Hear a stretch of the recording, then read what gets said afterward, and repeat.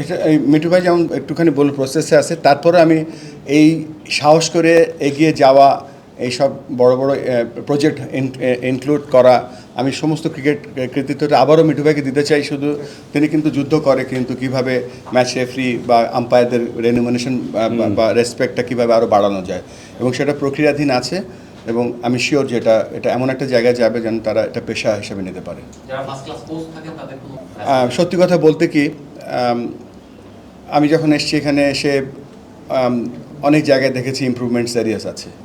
So this is one of the area যেখানে কোচদের একটা platform থাকা উচিত।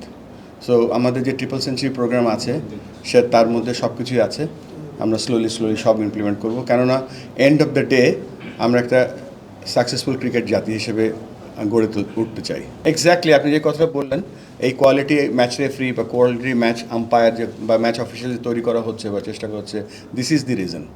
এখানে আমাদের যে একটা বেঞ্চমার্ক, ইন্টারন্যাশনাল বেঞ্চমার্কে আমাদের যদি ম্যাচ অফিসিয়ালরা হয়, তবে অবশ্যই সেটা তারা মানবে। তবে পেছনে আজকে দেখেন, আমি একটু পেছনে গিয়ে বলি, আজকে সিসিডিএমের সাথে প্রায় 1.5 ঘন্টা একটা মিটিং ছিল, এবং 1.5 ঘন্টার মিটিংয়ে তাদের অনেক সাফল্যের কথা শুনেছি।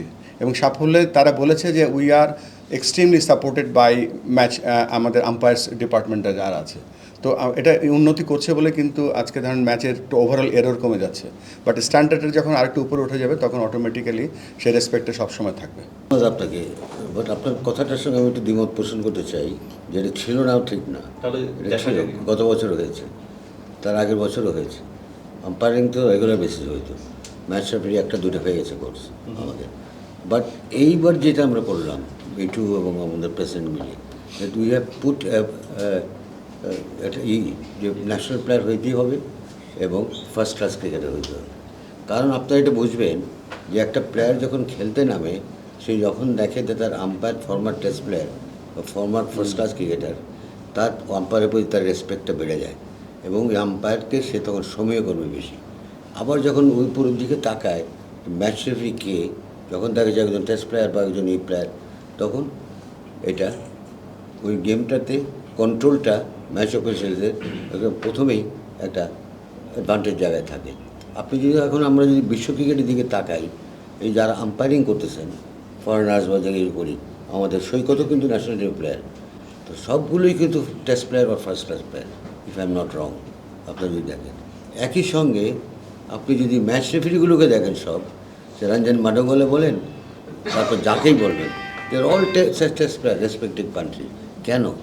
এই কেনর উত্তরটা হলো সোজা, যে যখন নাকি একটা আম্পায়ার একটা ম্যাচ রেফারি সেই দেশকে প্রতিনিধিত্ব করে এসছে, তখন ওই খেলোয়াড়রাও তাদের প্রতি একটা কনফিডেন্স পায় এবং একটা রেসপেক্ট থাকে। তো এই জন্যেই আমরাও চাচ্ছি যে আস্তে আস্তে ওই জায়গায় নিয়ে আসতে। এখন কিন্তু আমরা ম্যাচ রেফারিংয়ে পিছিয়ে আছি, আম্পায়ারিংয়ে আমরা কিন্তু মোটামুটি আগে গেছি, আরও হয়তো আগাবো। আমাদের 5টা সৈকত দরকার, একটা সৈকত কেন?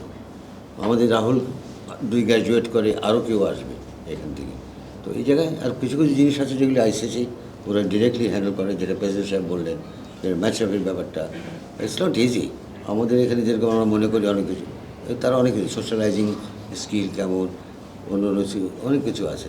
তো বাট আমার মনে হয় আমাদের গেটওয়েটা হয়ে গেছে।